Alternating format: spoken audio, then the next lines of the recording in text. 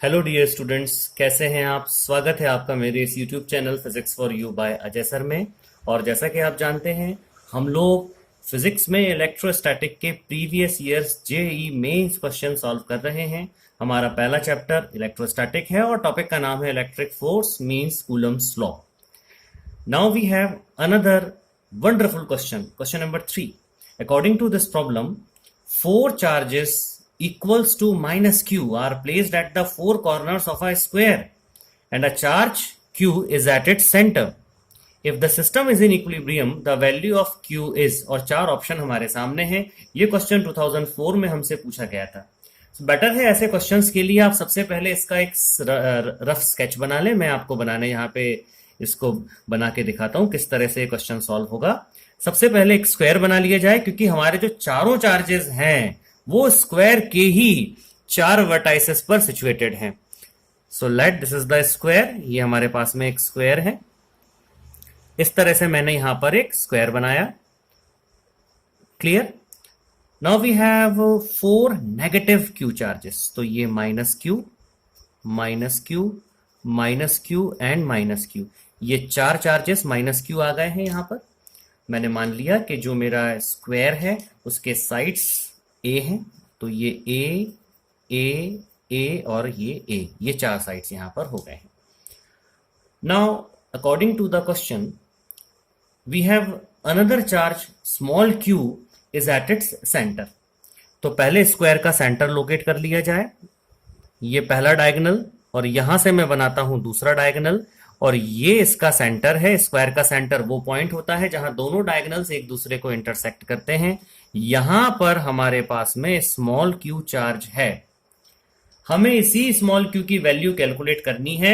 और किस कंडीशन में हमें कैलकुलेट करना है, आप क्वेश्चन को फिर से देखें। If the system is in equilibrium, देखिए बहुत बड़ी हिंट, बहुत बड़ा ये हमको एक क्लू दिया गया है कि अगर ये पूरा सिस्टम इक्विलिब्रियम में है तो स्मॉल क्यू की वैल्यू क्या होगी। सबसे पहले हम सभी का ये जानना बेहद जरूरी है कि जब भी हम बोलते हैं कि सिस्टम इक्विलिब्रियम में है तो इसकी बेसिक मीनिंग क्या होती है। बहुत ध्यान से सुने। अगर इलेक्ट्रोस्टैटिक में ऐसी कोई सिचुएशन है कि आपको ट्राइंगल फॉर्म दिया है, स्क्वायर फॉर्म दिया है, रेक्टेंगल फॉर्म दिया है, कुछ भी हो, या चाहे आपको लीनियर फॉर्म क्यों ना दिया हो, आपने शायद ऐसे क्वेश्चन किए होंगे जहां पर एक स्ट्रेट लाइन होती है और दो या तीन चार्जेस उसके ऊपर होते हैं और कहा जाता है कि सिस्टम इक्विलिब्रियम में है। सिस्टम इक्विलिब्रियम में है, इट मींस आप कोई भी चार्ज यहां पर ले लें। फॉर एग्जाम्पल इस क्वेश्चन में मेरे पास 5 चार्ज हैं, किसी भी एक चार्ज को आप ले लें, नेट फोर्स 0 होगा। ये बहुत बड़ा स्टेटमेंट होता है, बहुत बड़ी मीनिंग होती है ये सिस्टम इक्विलिब्रियम में होने की, कि नेट फोर्स किसी भी एक चार्ज पर आप बात कर लें वो 0 ही होगा। अब थोड़ा सा कॉमन सेंस का इस्तेमाल हम करें और स्मॉल क्यू पर फोकस करें। अभी अभी मैंने आपसे कहा कि किसी भी एक चार्ज को उठाकर नेट फोर्स को 0 कर दिया जाता है, ये इक्विलिब्रियम की मीनिंग होती है। अगर आपका चॉइस स्मॉल क्यू होता है तो स्मॉल क्यू चाहे यहां पॉजिटिव हो या नेगेटिव हो, ऑब्वियसली चारों डायरेक्शन से या तो स्मॉल क्यू को रिपेल किया जाएगा या स्मॉल क्यू को अपनी अपनी तरफ अट्रैक्ट किया जाएगा। दोनों ही कंडीशंस में हमारा स्मॉल क्यू तो इक्विलिब्रियम में रहना ही रहना है। तो ऐसी प्रॉब्लम्स में हम स्मॉल क्यू पे इक्विलिब्रियम टेस्ट ना करें, बल्कि स्मॉल क्यू के अलावा जो भी चार्ज आपको यहां चॉइस का दिखाई देता है उस पर आप इक्विलिब्रियम टेस्ट करें। फॉर एग्जाम्पल मैं यहां पर इस नेगेटिव चार्ज को कंसीडर करता हूं। आइए जरा सारे फोर्सेस विजिबल कर लिए जाएं। ये जो माइनस क्यू है, इस माइनस क्यू की वजह से इस माइनस क्यू पर लगने वाला जो रिपल्शन का फोर्स होगा ये मैंने ड्रॉ कर लिया। और ये ड्रॉ करके मैंने कितना माना, मान लीजिए ये वैल्यू है मैंने मानी F1।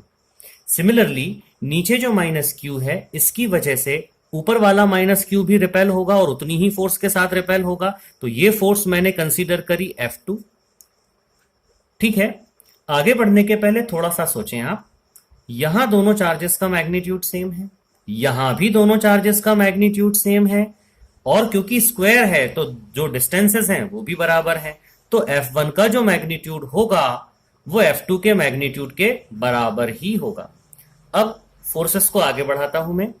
तीसरा चार्ज ये जो माइनस क्यू है इसकी वजह से ये माइनस क्यू भी रिपेल होगा, और उस रिपल्शन के कारण अलोंग द लाइन, मतलब ये जो डायगोनल आपको दिखाई दे रहा है एग्जैक्टली इसी को मैं प्रोसीड कर दूं तो यहां पर जो फोर्स लगेगी इस माइनस क्यू की वजह से, वो फोर्स मैं लेता हूं F3। ठीक है, ये फोर्स जो मैंने ली है, ये फोर्स मैंने ली है F3।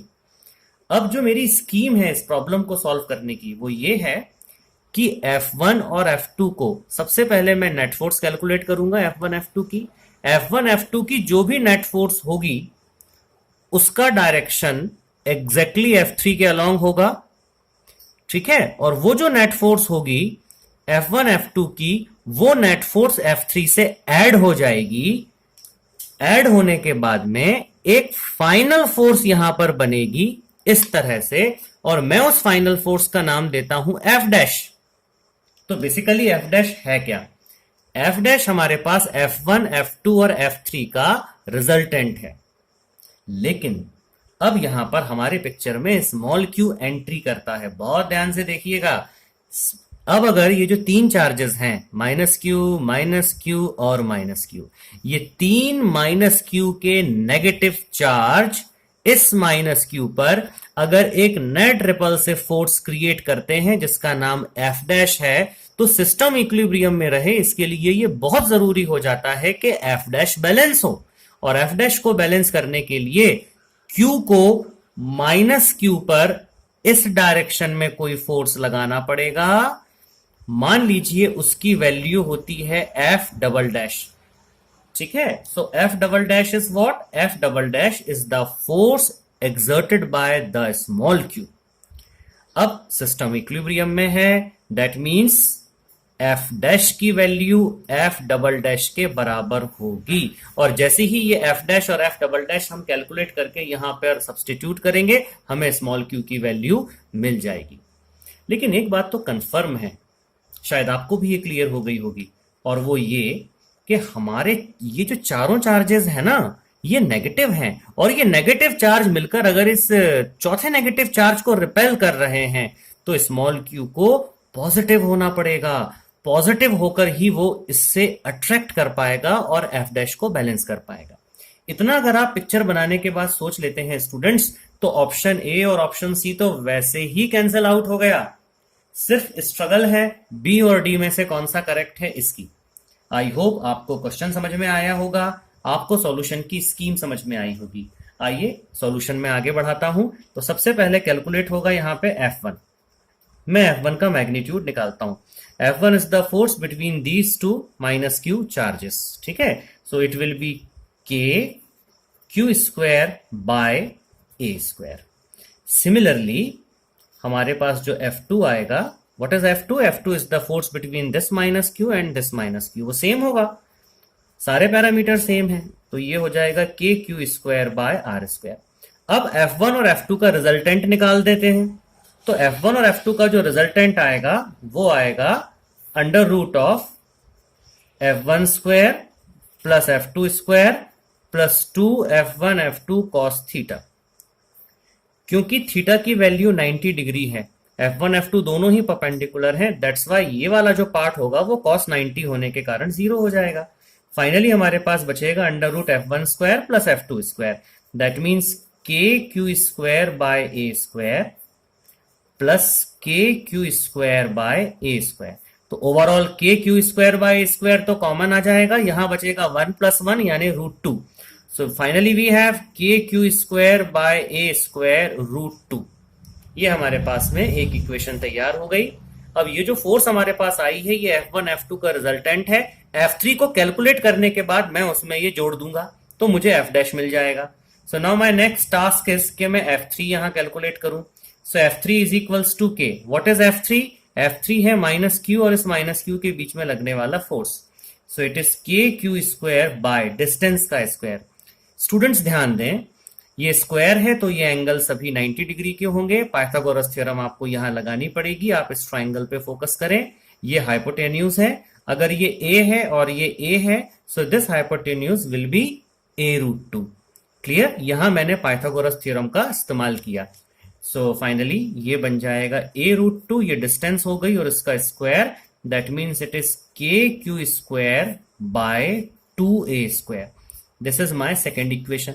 अब मैं इक्वेशन 1 और 2 को अगर ऐड कर देता हूं तो मुझको फाइनल वैल्यू किसकी मिलेगी, मुझे एफ डैश मिल जाएगा. So F dash is actually what, F dash is K Q square by A square root 2, ये इक्वेशन 1 है, plus K Q square by 2a square, ये इक्वेशन 1 है. So this is F dash, ये जो मेरे पास आया है ये एफ डैश आया है.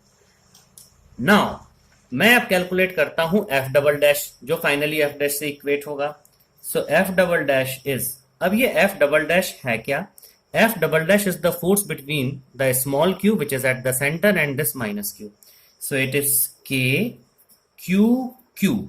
ठीक है, चार्जेस के ये दोनों मैंने मैग्नीट्यूड ले लिए, और ये जो डिस्टेंस है हाफ ऑफ द डायगोनल, इसका स्क्वायर. एक कंप्लीट डायगोनल अभी अभी हमने कैलकुलेट किया पाइथागोरस थ्योरम अप्लाई करके, आप देख सकते हैं उसकी वैल्यू होती है a रूट 2, तो हाफ की वैल्यू हो जाएगी a रूट 2 बाय 2, और इसका कर देंगे हम स्क्वायर. तो रूट 2 से ये रूट 2 टाइम कैंसिल होगा, ये a अपॉन रूट 2 का स्क्वायर होगा, k q q by a upon root 2 का square. That means a by root 2 का स्क्वायर, a स्क्वायर बाय 2, 2 ऊपर चला जाएगा, 2k q q by a square. ठीक है, so if this is equation number third, ये equation number third है अगर, तो ये मेरे पास आया इक्वेशन नंबर फोर्थ.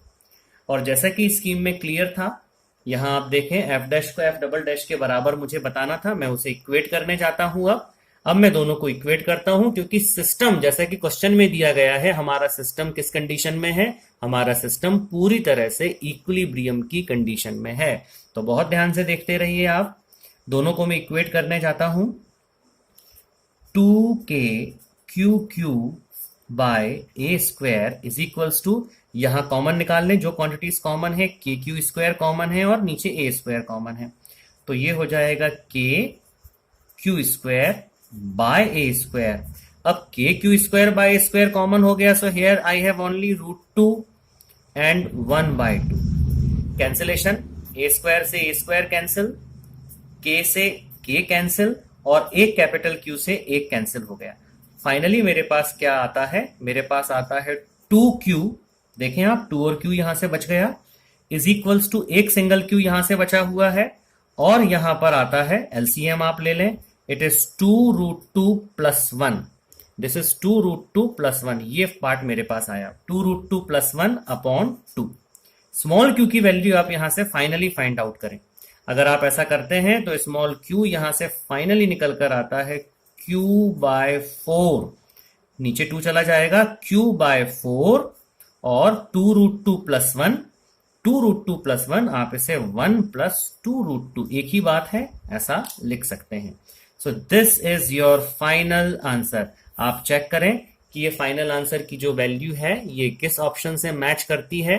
ये हमारे पास में ऑप्शन नंबर बी से मैच करती है. That means option b is the correct answer. हमारा ऑप्शन बी करेक्ट आंसर है. सो आई होप आपको ये क्वेश्चन क्लियर हुआ होगा, आपने इसे बहुत अच्छे से देखा होगा. अगर ये आपके लिए सॉल्यूशन बेनिफिशियल रहा है, ये क्वेश्चन अगर आपको क्लियर हुआ है, तो इस वीडियो को लाइक कीजिए, शेयर कीजिए. ऐसे ही वीडियोस लेकर मैं आगे भी आपसे मिलता रहूंगा. मुझे इजाजत दें, अपना ध्यान रखें, प्रैक्टिस करते रहें. Thank you very much.